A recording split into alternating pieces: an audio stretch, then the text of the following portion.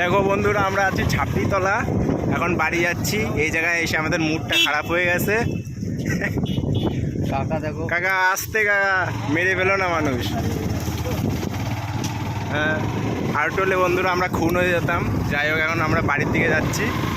এই যে সেই ভাইরাল ছাপড়িতলা পার করে আসলাম।